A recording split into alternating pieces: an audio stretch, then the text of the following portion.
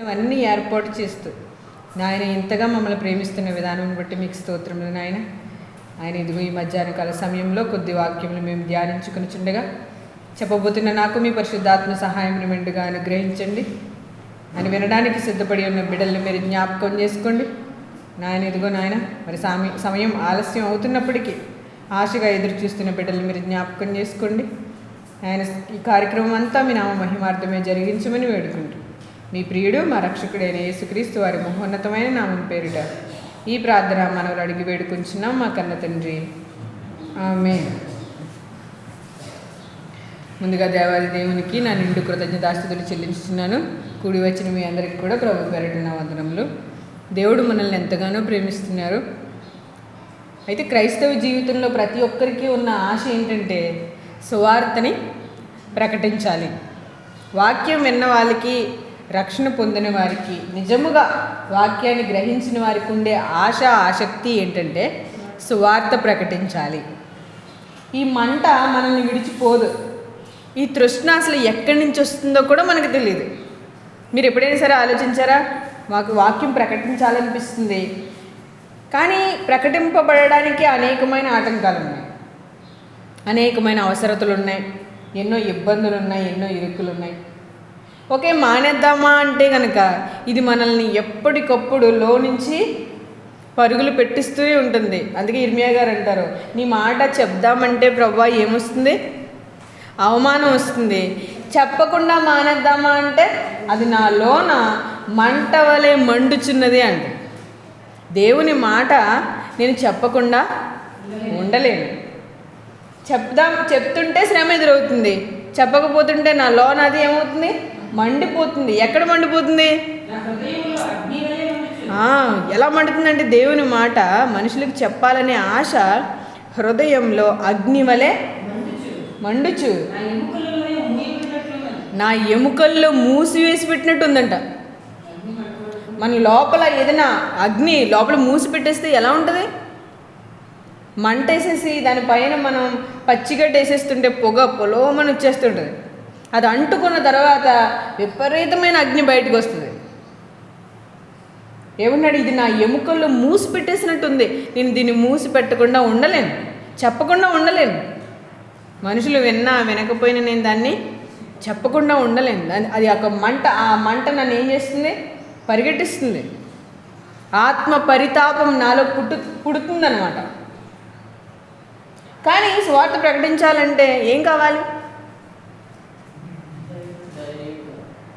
ధైర్యం కావాలి, ఇంకా పరిశుద్ధాత్మ శక్తి కావాలి, ఇంకా సిద్ధ మనసు అని జోడు కావాలి, ఇంకా ఇంకా ఇంకేమన్నా చెప్పగలరా?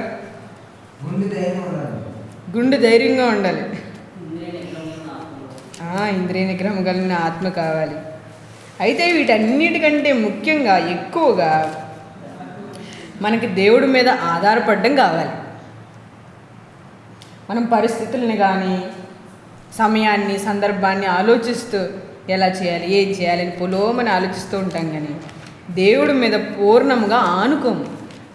మనం సువార్త ప్రకటించాలన్నా, దేవుని సన్నిధికి చేరుకోవాలన్నా మనం ఏం చేయాలి? పూర్ణముగా దేవుడి మీద ఆనుకోవాలి. అందుకే యెషయా గ్రంథంలో ఒక మాట ఉంటుంది, చూద్దాం. యెషయా గ్రంథం 57వ అధ్యాయము. యెషయా గ్రంథము 57వ అధ్యాయము 20వ వచనం.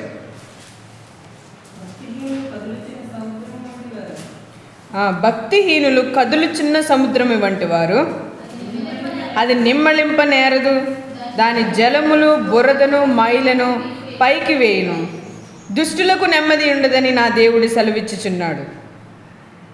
ఏమని చెప్తున్నాడు దేవుడు ఇక్కడ? భక్తిహీనులు ఎలా ఉంటారు? కదులుచున్న సముద్రము వంటి వారు, అది నిమ్మళింప నేరదు. భక్తిహీనుల్ని, భక్తుల్ని కాదు, భక్తిహీనుల్ని ఏమని పోలుస్తున్నాడు? ఎవరితో పోలుస్తున్నాడు? కదులుచున్న సముద్రము వంటి వారు. కదలని సముద్రం వంటి వారు కాదు. అంటే కదలని సముద్రాలు కూడా ఉన్నాయా? ఉన్నాయి. అలలు రాని సముద్రం కూడా ఉన్నాయి. మృత సముద్రం ఉంది, అది అలలు గట్టు రావు, కదలదు. అందుకే ఇక్కడ ఏమన్నాడు? కదులుచున్న సముద్రం వంటి వారు. దేంతో పోలుస్తున్నాడు? కదులుచున్న సముద్రము. దాని అలలు ఊగుతూ ఉంటాయి.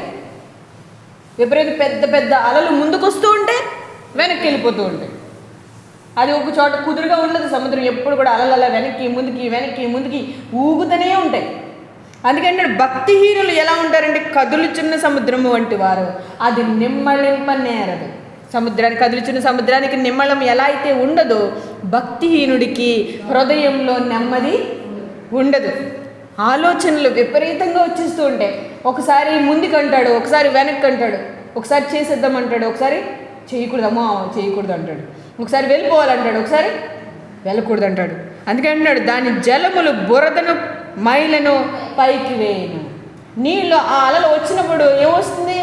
సముద్రంలో ఉన్న బురద, మట్టి, వెలివేసిన బాటిల్స్, చెత్త చెదారం ఏదైనా ఉంటే అది ఆ సముద్ర జలాలకి ఎలా వస్తుంది? బయటికి కొట్టుకుని బయటకు వచ్చేస్తూ ఉంటుంది. అందుకే దాని జలములు బురదను మైలను పైకి వేయను. ఈ భక్తిహీనుడు కూడా ఏం చేస్తాడు? బురద, తన అనుమానాలు, తన భయాలు, తన సందేహాలు, అమ్మో ఇలా అయిపోతే ఎలాగా, అలా అయిపోతే ఎలాగా, అలా అయితే ఏం చేయాలి, ఇలా అయితే ఏం చేయాలి, అవన్నీ బయటకు వస్తూ ఉంటాయి అన్నమాట. అందుకని వాళ్ళకి నెమ్మది ఉండదు. మరి ఎవరికి నెమ్మది ఉంటుంది? భక్తులకి నెమ్మది ఉంటుంది. అందుకే యేసుక్రీస్తు ప్రభువారు అంటారు, నా శాంతిని నేను మీకు అనుగ్రహించి వెళ్ళుచున్నాను. నేను ఈ లోకంలో బ్రతికినప్పుడు నాకు ఎవరి శాంతి తోడుగా ఉంది? దేవుడిచ్చిన శాంతి నాకు తోడుగా ఉంది. ఈ శాంతి నేను మీకు అనుగ్రహించి వెళ్ళి, ఏ శాంతినైతే కలిగి ఈ లోకంలో నేను బ్రతికానో ఆ శాంతిని మీకు అనుగ్రహించున్నాను. యెషయా గ్రంథంలో దేవుడు సెలవిస్తున్నాడు, దేవుడు పిల్లలుగా బ్రతకమని చెప్పిన వారు దేవుడి మీద ఆధారపడి బ్రతకలేకపోయారు. వాళ్ళకి నెమ్మది లేదు. ఎందుకంటే వాళ్ళు దేవుడి మీద ఆధారపడట్లేదు. అందుకే పైన చూడండి 17 వచనం, వారి లోపము వలన కలిగిన దోషమును బట్టి నేను ఆగ్రహపడి వారిని కొట్టి తిని. వాళ్ళకి ఏమొచ్చింది? లోభము. లోభం అంటే పిసినారితనం, పిసినితనం,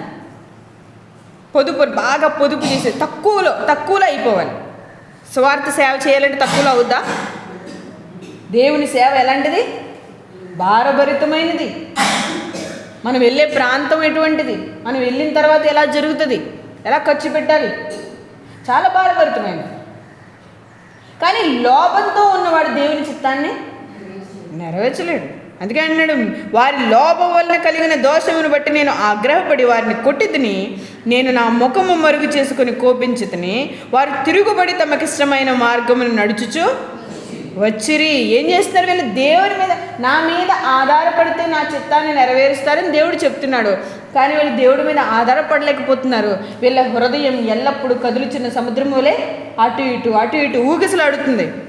నేను వారి ప్రవర్తనను చూచి తిని వారిని స్వస్థపరచుదును, వారిని నడిపింతును, వారిలో దుఃఖించు వారిని ఓదార్చుదును, వారిలో కృతజ్ఞతాబుద్ధి పుట్టించుచు దూరస్తులకును సమీపస్తులకును సమాధానమని చెప్పి నేనే వారిని స్వస్థపరచుదనని యెహోవా సెలవిచ్చుచున్నాడు.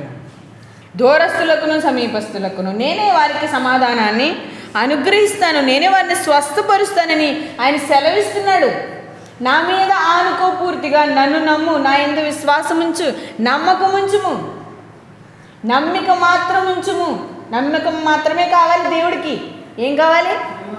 నమ్మకం మాత్రమే కావాలి, ఆధారపడడం మాత్రమే కావాలి. మనకి ఒకవేళ మన హృదయంలో లోభత్వం ఉందనుకో, వాక్యం సెలవిస్తుంది. నేనా సెలవిచ్చినది? వాక్యం సెలవిస్తుంది. ఏమంటుంది? లోభత్వం వల్ల నేను వాళ్ళని కొట్టానన్నాడు దేవుడు. అరే నీకు కావాల్సినవి అన్నీ నేను ఇస్తానని నా మీద ఆధారపడమని చెప్తుంటే నువ్వెందుకు లోభత్వం కలిగి ఉంటున్నావు? లోభమును ఎందుకు కలిగి దోషములు చేస్తున్నావు? లోభం వద్దు, పిసినితనం వద్దు, భయం వద్దు, విపరీతమైన ఆలోచనలు నీకు వద్దు. పూర్తిగా ఇందాక చెప్పాడు బాబు, చెప్పాడు ఏమని? గుడ్డిగా నమ్మాలి. మనుషుల్ని అయితే గుడ్డిగా నమ్మితే ఏం చేస్తారు? మోసం చేస్తారు. కానీ దేవుడిని నమ్ముకొని దేవుడి పని గుడ్డిగా చేసేస్తే సహాయం ఎక్కడి నుంచి వస్తుంది? యెహోవా యొద్ద నుండి వస్తుంది. సకల ఐశ్వర్యవంతుడు ఆయన ధనవంతుడు, శ్రీమంతుడు, సర్వము సృష్టించినవాడు. ఆయన పని ఎలా చేయాలి? మా తిమోతికి రాసిన పత్రికలు కూడా ఉంటుంది, ఆయన సమస్తమును ధారాళముగా దయచేయవాడు. దేవుడు ఎలా దయచేస్తాడు? ధారాళంగా దయచేస్తాడు. ఆయన గురించి చెప్తున్నాడు మనకు చాలా విషయాలు. అప్పుడు మనకి ఏం కావాలి? ధైర్యం కావాలి. దేవుని సేవ చేయాలని తృష్టి ఉంది, ఆలోచన ఉంది, కానీ నాకు ఖర్చు పెట్టే బుద్ధి లేదు. నాకు దేవుడి కోసం ఇవ్వాలని బుద్ధి లేదు. నేను దేవుడి కోసం సేవ చేయాలనుకుంటున్నాను, కానీ నాకు ఉన్నది ఖర్చు పెట్టడానికి నాకు మనసు రావట్లేదు. అందుకే దేవుడు ఏమంటున్నాడు? నీ దోషమును బట్టి నేను నిన్ను కొడతాను, నీకు కొట్టి బుద్ధి చెప్తాను. మనం ఎప్పుడు కొడతాము? మాట విన్నప్పుడా విననప్పుడా? ఆల్రెడీ మాట వచ్చింది కానీ నేను వినలేదు. అప్పుడు ఏం చేస్తాడు దేవుడు? ఒక్కడు కొడితే సెటరేట్ అయిపోతారు అనమాట. పిల్లల్ని చూడండి, చెప్పినప్పుడు వినరు, కొడితే అన్నీ అవుతారు, సెటరేట్ అయిపోతారు. వద్దు కొట్టద్దు, నువ్వు చెప్పినట్టే వింటాను. అందుకే అంటున్నాడు దేవుడు, నీకు కలిగిన లోపం వలన కలిగిన దోషమును బట్టి నేను ఆగ్రహపడి వారిని కొట్టి తిని, వారికి నా ముఖమును మరుగుపరుచుకుంటుని, నేను వాళ్ళ మీద కోపించి తిని. వాళ్ళు తమకిష్టమైన మార్గాల్లో తొలగిపోతున్నారు. నా మీద ఆధారపడమని చెప్తుంటే వాళ్ళు ఆధారపడట్లేదు. నన్ను నమ్ముకోండి అంటుంటే ఏం చేస్తున్నారు? అన్య రాజుల్ని నమ్ముకుంటున్నారు, అన్య దేవతల్ని నమ్ముకుంటున్నారు, అన్యులైన ప్రజల్ని నమ్ముకుంటున్నారు. ప్రజా బలగాన్ని బట్టో, తమకున్న రథములను బట్టో, తమకున్న తెలివిని బట్టో అతిశయిస్తున్నారు. దేవుడిని నమ్ముకోవట్లేదు. ఇదే మాట ఇంకో చోటు ఉంటుంది చూడండి. ఇదే యెషయా గ్రంథము 48వ అధ్యాయము. యెషయా గ్రంథం 48వ అధ్యాయము 17వ వచనం చూద్దాం. యెషయా గ్రంథం 48వ అధ్యాయము 17వ వచనం. నీ విమోచకుడును ఇశ్రాయేలు పరిశుద్ధ దేవుడునైన యెహోవా ఇలాగు సెలవిచ్చుచున్నాడు, నీకు ప్రయోజనము కలుగునట్లు నీ దేవుడినైన యెహోవానగు నేనే నీకు ఉపదేశము చేయుదును, నీవు నడవవలసిన త్రోవని నేను నడిపించుదును, నీవు నా ఆజ్ఞలను ఆలకింపవలనని నేను ఎంతో కోరుచున్నాను. ఆలకించిన ఎడల నీ క్షేమము నది వలె, నీ నీతి సముద్ర తరంగము వలెను ఉండును. ఏమన్నాడు దేవుడు? ముందు దేవుడు తన ప్రజలకి తెలియజేస్తున్న సంగతి ఏంటంటే, ముందు నువ్వు నా మీద ఆధారపడాలి, నేను చెప్పినట్టు నువ్వు నడుచుకోవాలి. నేను చెప్పినట్టు నడుచుకోవడానికి నీకేం సరిపోవట్లేదు? విశ్వాసం సరిపోవట్లేదు, నమ్మకం సరిపోవట్లేదు. అంటే నువ్వు నా మీద ఆధారపడుతున్నానని చెప్పుకుంటున్నావు, కానీ పూర్తిగా నా మీద ఆధారపడట్లేదు. నేను చెప్పిన మాట వింటున్నానంటున్నావు కానీ పూర్తిగా వినట్లేదు. వింటున్నట్టు నటిస్తున్నావు కానీ వినడం లేదు. అది దేవుడు సెలవిస్తున్నాడు. నా మాట విను, నా మాట ఆలకించు, నేను సెలవిస్తున్నాను. ఇశ్రాయేలు పరిశుద్ధ దేవుడు సెలవిస్తున్నాడు, నీకు ప్రయోజనము కలుగునట్లు నీ దేవుడు నేను యెహోవా నీకు ఉపదేశము చేయను. నీకు ప్రయోజనం కలుగుతుంది నువ్వు దేవుడు మాట వింటే. దేవుడు మనల్ని ఎంతగానో ప్రేమించి తెలియజేస్తున్న మాట, నీకు ఇప్పుడు ఒకటి కావాలంటే ఇంకోటి చేయాలి. మీరు ఎప్పుడు కూడా దేవుని యందు భయభక్తులు గలవారి చుట్టూ ఆయన దేవదూతలు కావలి ఉంటుంది అన్న మాట మనకి కీర్తనల గ్రంథంలో ఉంటుంది. దేవదూతలు కావలి ఉంటాయి ఎవరి చుట్టూ? యెహోవా యందు భయభక్తులు గలవారి చుట్టూ. నువ్వు భయభక్తులు గలవారి నువ్వేమనాలంటే నువ్వేం ప్రార్థన చేస్తావంటే, ప్రభువా నీ దేవదూతలు కావలి ఉంచు అని ప్రార్థన చేస్తావు. కావలి ఉంచు అని ప్రార్థన చేస్తే ఆయన దేవదూతలను ఉంచుడు. నువ్వు భయభక్తులు కలిగి ఉంటే దేవదూతలను కావలి ఉంచుతాడు. అర్థమవుతుందా? వాక్యం ఎప్పటికి కూడా మనకి స్పష్టంగా చెప్తుంది, యెహోవా యందు భయభక్తులు గలవారి చుట్టూ ఆయన దేవదూతలు కావలి ఉండును. అంటే ఇప్పుడు నాకు దేవదూతలు కావలి ఉండాలంటే నేను ఏం చేయాలి? యెహోవా యందు భయభక్తులు కలిగి ఉండాలి. అదే అన్నాడు ఆయన. నువ్వు నా పని చెయ్యాలంటే, నువ్వు నా చిత్తం నెరవేర్చాలంటే, నువ్వు నా కొరకు నమ్మకంగా బ్రతకాలంటే ముందేం చేయాలి? నా మీద ఆధారపడాలి, నా మీద ఆనుకోవాలి, పూర్ణంగా నా మీద ఆధారపడాలి. అయితే వీళ్ళు ఏం చేస్తున్నారు? 21 ఎడారి స్థలముల్లో ఆయన వారిని నడిపించును, వారి తప్పికొనలేదు, రాతి కొండలో నుండి వారి కొరకు ఆయన నీళ్లు ఉబుక చేసెను.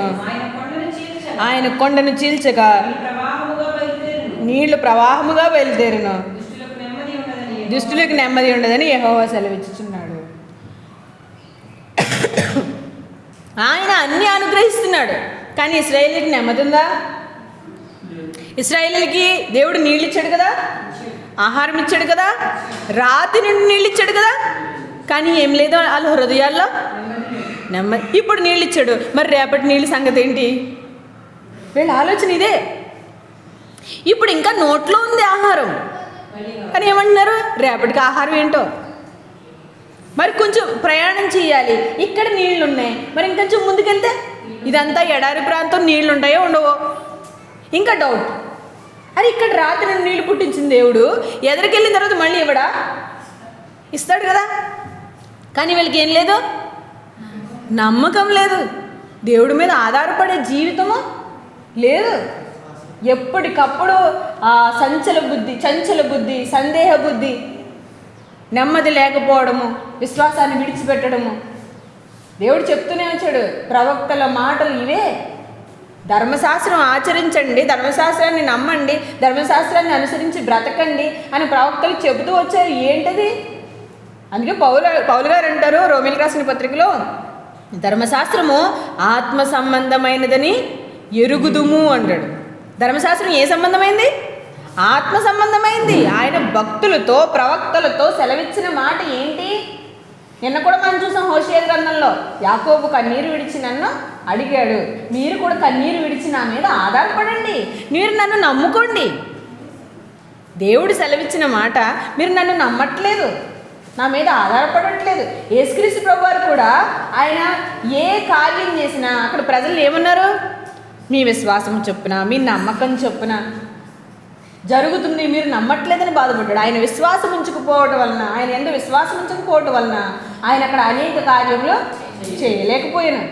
లాజరు కూడా చనిపోయినప్పుడు యేసుక్రీస్తు ప్రభువారు కన్నీళ్లు కారుస్తారు. యేసుక్రీస్తు ప్రభువారు లాజరు చచ్చిపోయాడని కన్నీళ్లు కార్చట్లా, చుట్టూ ఉన్న ప్రజలు తను నమ్మట్లేదని ఏడ్చారు. మనిషి ఎంత భయానకమైన స్థితిలో ఉన్నాడు, అన్నీ తానే చేసేయాలనే సందేహంలో ఉన్నాడు, అయోమయ స్థితిలో ఉన్నాడు. కానీ దేవుడు అన్నాడు, నువ్వు నా మీద ఆధారపడితే కదా, నేను చెప్పిన మాట నువ్వు వింటే కదా, నేను ఉండమన్నట్టు నువ్వు ఉంటే కదా, నేను బ్రతకమన్నట్టు నువ్వు బ్రతికితే కదా, నా ఆజ్ఞలు అనుసరించి నువ్వు నడుచుకుంటే కదా. ఎన్ని విషయాలు చెప్తున్నాడు దేవుడు.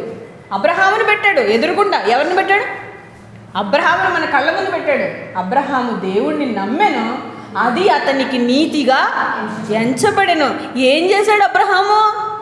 ధర్మశాస్త్ర విధులు ఉన్నాయా? ఆజ్ఞలు ఉన్నాయా? పద్ధతులు ఉన్నాయా? ఏమున్నాయి? ఏమీ లేదు, నమ్మకం మాత్రమే ఉంది. దేవుణ్ణి నమ్మాడు, నమ్ముకున్నాడు. అది మనం కూడా ఆ పదం చెప్తాం, కానీ దాని శక్తిని మనం ఆశ్రయించలేదు. అబ్రహాము దేవుణ్ణి నమ్మెను, ఆధారము లేనప్పుడు నమ్మెను. రోమీయులకు రాసిన పత్రిక అపోస్తలుడైన పౌలు గారు రోమీయులకు పత్రిక రాస్తూ అబ్రహాం గురించి మాట్లాడుతూ దేవుని మీద విశ్వాసం ఉంచాలి, విశ్వాసం ఎలా ఉంచాలో అబ్రహాం గారిని చూపించి చెప్తున్నారు. రోమీయులకు రాసిన పత్రిక 4వ అధ్యాయము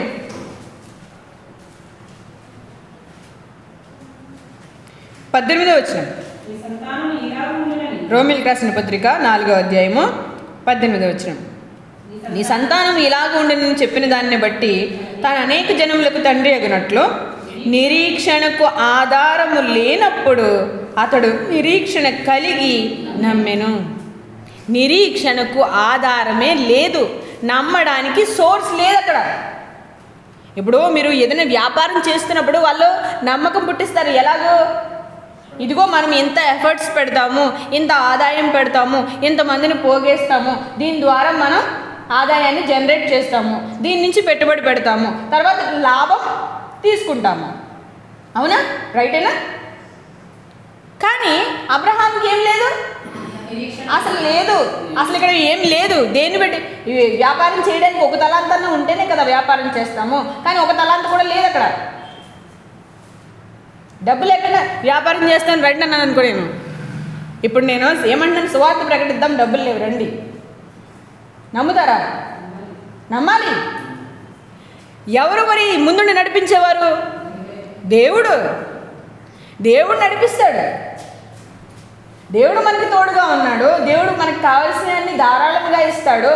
సమస్తాన్ని సరిపడినంత ఇస్తాడు. మళ్ళీ ఎలా ఇస్తాడు? తన ఐశ్వర్యం చొప్పున ఇస్తాడు. మన ఐశ్వర్యం చొప్పున ఇవ్వడు. దేవుడు మన చెయ్యి పెద్దదా, దేవుడు చెయ్యి పెద్దదా? ఆయన సహాయము, ఆయన మన అవసరతలు తీర్చడం ఎలా తీరుస్తాడంటే తన ఐశ్వర్యం చొప్పున తీరుస్తాడు. వాక్యం మనకి సెలవిస్తుంది. తన కృప చొప్పున చేస్తాడు, తన ఐశ్వర్యం చొప్పున చేస్తాడు, తన సమస్తము ధారాళంగా దయచేస్తాడు. ఏ నాటికి సరిపడా ఆనాడే ఇస్తాడు. సువార్తకి సరిపడా సువార్తకి ఇస్తాడు, తిండికి సరిపడా తిండికి ఇస్తాడు, సేవకి సరిపడా సేవకి ఇస్తాడు, కూడికి సరిపడా కూడికి ఇస్తాడు, సభకు సరిపడా సభకి ఇస్తాడు. ఎందుకు నమ్మలేకపోతున్నాం మనం? ఆయన మీద ఆధారపడకపోవడం వల్ల. అబ్రహాముని చూపిస్తున్నాడు. అబ్రహాము దేవుణ్ణి నమ్మాడు. ఎక్కడికి వెళ్ళాలో తెలియకపోయినా బయలుదేరాడు. ఎంత ఆస్తున్నా దేవుడున్న ఆ స్థలం కోసం ఎదురు చూస్తున్నాడు. నిరీక్షణకు ఆధారం లేకపోయినా నమ్మాడు. బిడ్డలు పుడతారంటే వచ్చేసాడంతే.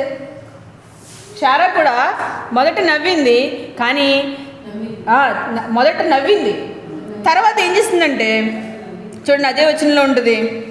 శారా కూడా గర్భం ధరించింది. 19వ వచనం.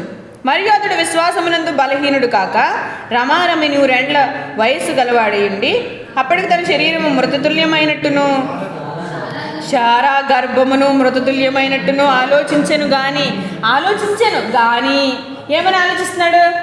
ఇదేంటి, నేను ముసలివాడిని అయిపోయాను కదా. శారా కూడా ముసలిది అయిపోయింది, ఆమె గర్భం కూడా ముసలిది అయిపోయింది, ఉడిగిపోయింది గర్భం. అయినా సరే ఆమె గర్భం ఉడిగిపోయింది, గర్భంలో క్రియ జరగట్లేదు, అప్పటికి చాలా ముసలిది అయిపోయింది. ఆలోచించాడు, ఏంటి నేను ముసలివాడిని కదా, నా భార్య ముసలిది, ఇప్పుడు పిల్లలు ఎలా పుడతారు అని ఆలోచించాడు. కానీ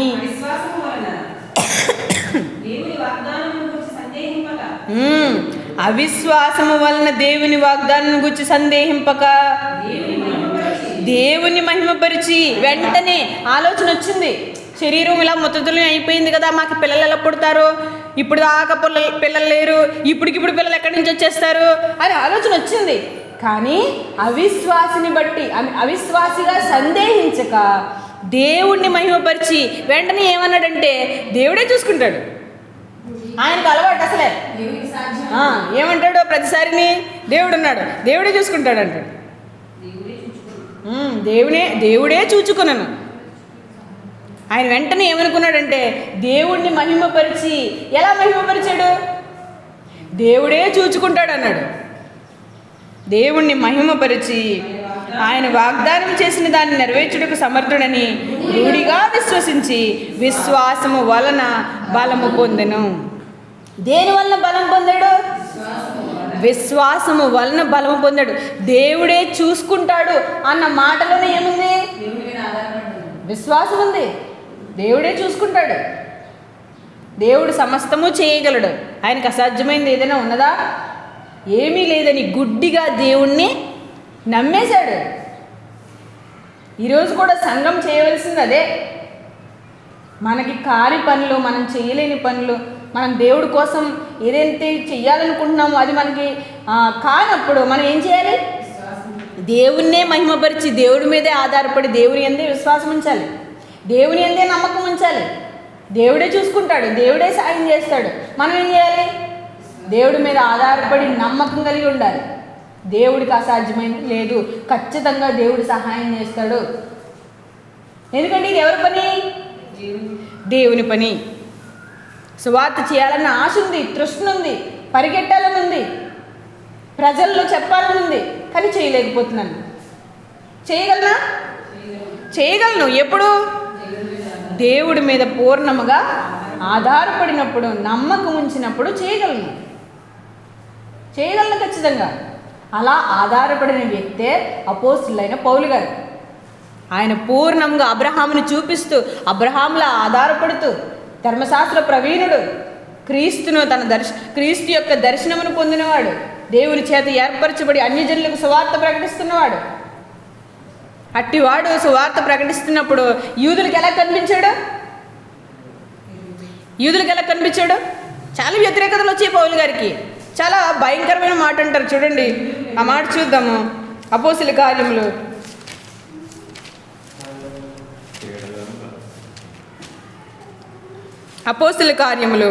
24వ అధ్యాయము. అపోస్తుల కార్యములు 24వ అధ్యాయము 5వ వచనం. ఎలాంటి వాడంటమ్మా? పేడ వంటి వాడంట. పేడ అంటే ఏంటి అసలు? యూదులు మాట్లాడుతున్న మాట ఇది. యూదులు రాజుకు అప్పగించి పౌలు గారి మీద నేరారోపణ చేస్తూ ఏమంటున్నారంటే, ఈ మనుషుడు పేడ వంటి వాడును, భూలోకమందున్న సకలమైన యూదులకు కలహమునకు రేపువాడును. ఎవరికి రేపుతున్నాడు? గొడవలు రేపేవాడును, పేడ వంటి వాడును, నజరేయుల మతభేదమునకు నాయకుడినైనన్నట్టు మేము కనుగొంటిమి. వీళ్ళు పెద్ద సైంటిస్టులు. మరి ఏం కనుగొన్నారంట? పౌలు గారి జీవితం మీద రీసెర్చ్ చేసి కనుగొన్నారు. ఏం కనుగొన్నారు? పౌలు ఎలా తయారయ్యాడంటే ఇప్పుడు పీడలా తయారయ్యాడు. కలహం రేపుతున్నాడు యూదులకి. సకలమైన యూదులను కలహమునకు రేపువాడును, నజరేయుల మతభేదమునకు నాయకుడినై ఉన్నట్టు. అంటే నజరేయుల మతభేదం అంటే యేసుక్రీస్తు ప్రభువు వారు ఎక్కడున్నారు? నజరేతులో ఉన్నారు కదా. ఆయన ఇల్లు ఎక్కడుంది? నజరేతులో ఉంది. ఆయన అక్కడే తల్లిదండ్రుల దగ్గర పెరిగారు, కానీ నజరేతులో పుట్టలేదు. అయితే వీళ్ళు ఏమంటున్నారు? నజరేయుల మతభేదమునకు నాయకుడినై ఉన్నట్టు మేము కనుగొంటామే. ఆయన ఎక్కడికి వెళ్ళినా ఎవరి గురించి చెప్తున్నారు? యేసుక్రీస్తు గురించి ప్రకటిస్తున్నారు. మానవుల రక్షణ నిమిత్తం, మానవ శాప పాప దోషముల నిమిత్తం ఇదిగో యేసుక్రీస్తు బలి అయి తన రక్తాన్ని కార్చాడు. ఈయన యందు విశ్వాసం ఉంచడం ద్వారా మీ పాపాలన్నీ కడగబడతాయి. తద్వారా మనం ఏమవుతామంటే దేవుని కుమారులం అవుతాము, దేవుని సన్నిధికి చేర్చబడతాము. అక్కడ గొప్పదైన పరలోకం మన కొరకు సిద్ధపరచబడి ఉన్నది అని ప్రకటిస్తున్నాడు. ప్రకటిస్తుంటే ఏమన్నారు? ఇప్పుడు ఈ యూదులు అడ్డుపడిపోయి, ఎవరు? స్వజనమే, దేవుని పిల్లలే, వీళ్ళు అప్పుడు దాకా దేవుని వాక్యం నేర్చుకున్న వాళ్ళే, చాలా ధర్మశాస్త్రాన్ని అవపాసన పడుతున్న వారే, సొంత జనాంగం, యోధ జనాంగం. వాళ్ళే తను ఏమంటున్నారంటే, ఈ మనుషుడు పీడ వంటి వాడు, పీడలా పట్టుకున్నాడు, భూలోకమందున సకలమైన యూదులను కలహమునకు రేపువాడును, నజరేయుల మతభేదమునకు నాయకుడినై ఉన్నట్టు మేము కనుగొంటిమి. మరియు ఇతడు దేవాలయమును అపవిత్రము చేయుటకు యత్నపడిన కనుక మేము అతన్ని పట్టుకుంటామి. దేవాలయం ఏం చేస్తున్నాడు? అపవిత్రపరుస్తున్నాడు. ఎలా అపవిత్రపరుస్తున్నాడు? మనమేమో పౌలు గారిని ఏమంటున్నామో, గొప్ప సేవకుడండి, యేసుక్రీస్తుని పోలి నడుచుకున్నాడని మనం అంటున్నాం. కానీ యూదులు ఏమంటున్నారు? దేవాలయాన్ని అపవిత్రపరుస్తున్నాడు. అపవిత్రపరచడం అంటే ఏంటి వాళ్ళ దృష్టిలో? చూడండి, అపోస్తుల కార్యము 21వ అధ్యాయము. మనకి ఎక్కువ వచనాలు కాదు కానీ మీరు ఇంటికి వెళ్ళిన తర్వాత ధ్యానించండి. 28వ వచనం చూద్దాం. అపోస్తుల కార్యములు 21వ అధ్యాయం 28వ వచనం.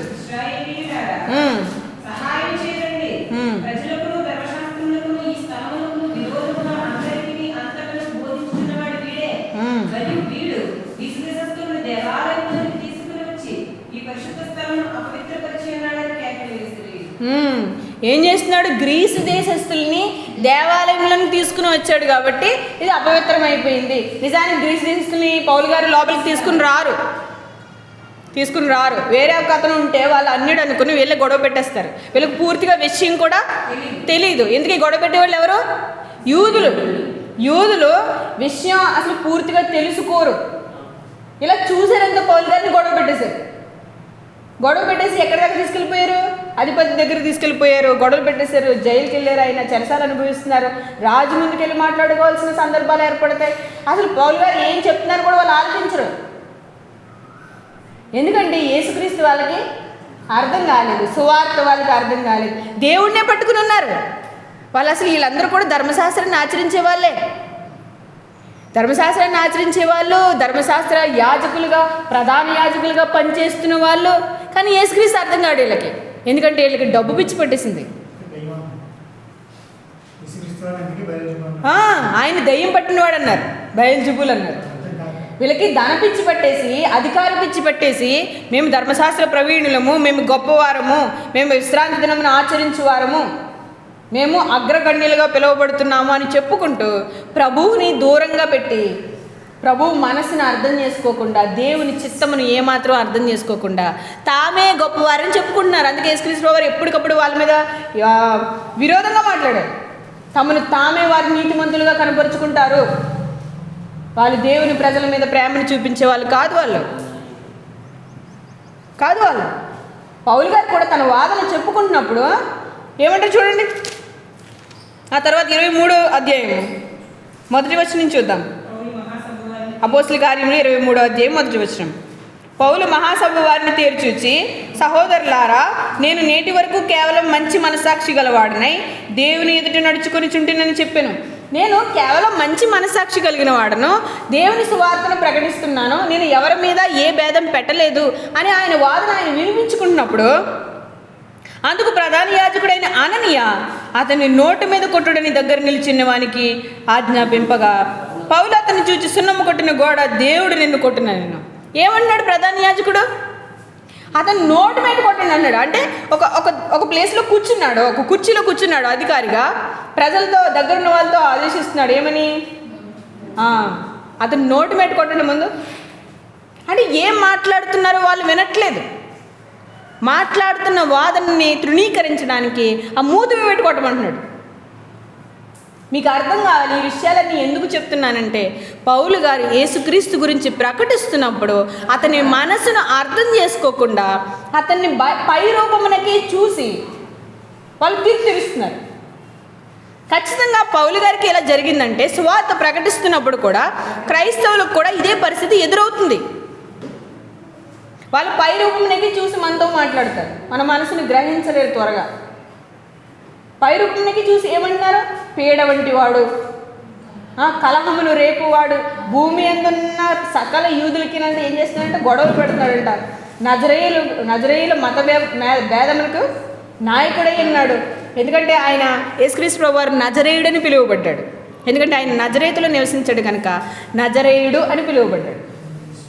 యేసుక్రీస్తు గురించి ఇదంతా కూడా, యేసుక్రీస్తు గురించి మాట్లాడుతున్నప్పుడు, యేసుక్రీస్తు గురించి బోధిస్తున్నప్పుడు, యేసుక్రీస్తు గురించి వివరిస్తున్నప్పుడు, ఇవన్నీ విషయాలు కూడా ప్రజల్లోనికి వెళ్ళినప్పుడు ఆయన పీడ వంటి వాడిగా, గొడవలు పెట్టేవాడిగా, భేదాలు సృష్టించేవాడిగా కనిపిస్తున్నాడు. చాలా వ్యతిరేకతలు పౌలు గారికి వచ్చాయి, కానీ ప్రతి వ్యతిరేకతలో ఆయన నిలబడ్డారు. యూదులు చాలా భయంకరమైన మనుషులు, వాళ్ళకి అన్ని విషయాలు తెలుసు అని ఫీల్ అవుతారు. తమను తామే నీతిమంతులు అనుకుంటారు, మాకు అన్నీ తెలుసు అనుకుంటారు, మాకెవడు ఏం చెప్పక్కర్లేదు అంటారు. అందుకే కదా యేసుక్రీస్తు కూడా నజరేతులో పుట్టలేదు, యెరూషలేములో పుట్టాడని చెప్పి వాక్యాన్ని బట్టి విశ్వాసాన్ని తృణీకరిస్తారు. ఆ మాట కూడా చూద్దాం చూడండి త్వరగా. యోహాను సువార్త 7వ అధ్యాయము, యోహాను సువార్త 7వ అధ్యాయము 53వ వచనం, 52.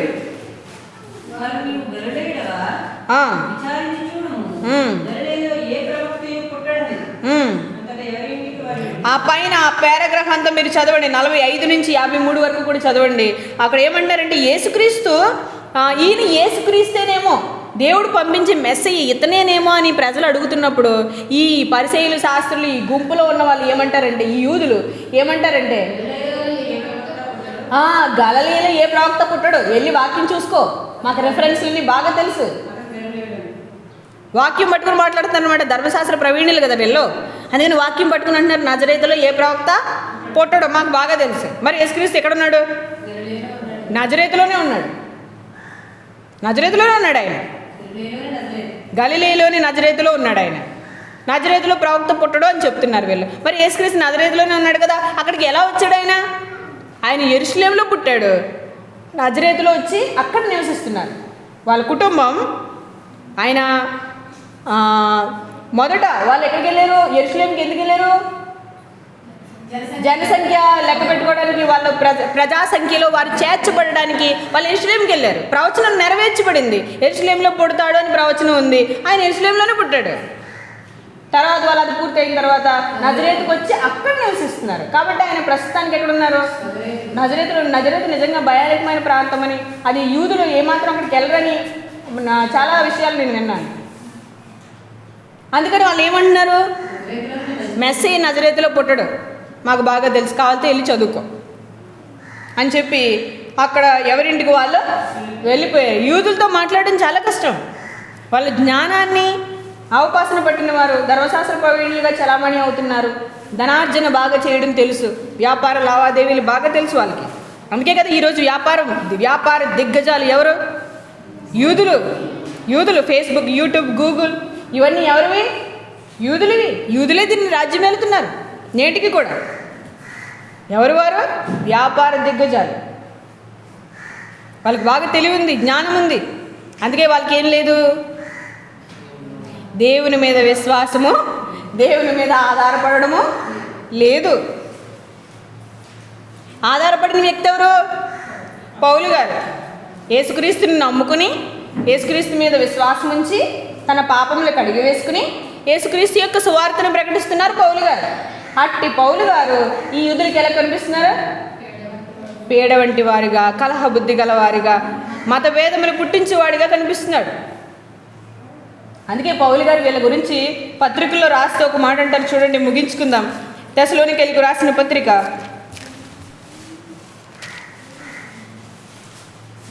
తెస్సలోనికైలకు రాసిన మొదటి పత్రిక 2వ అధ్యాయము 15వ వచనం. తెస్సలోనికైలకు రాసిన మొదటి పత్రిక 2వ అధ్యాయము 15వ వచనం. ఆ యూదులు తమ పాపములను ఎల్లప్పుడూ సంపూర్తి చేయుటకై చంపి మమ్మల్ని హింసించి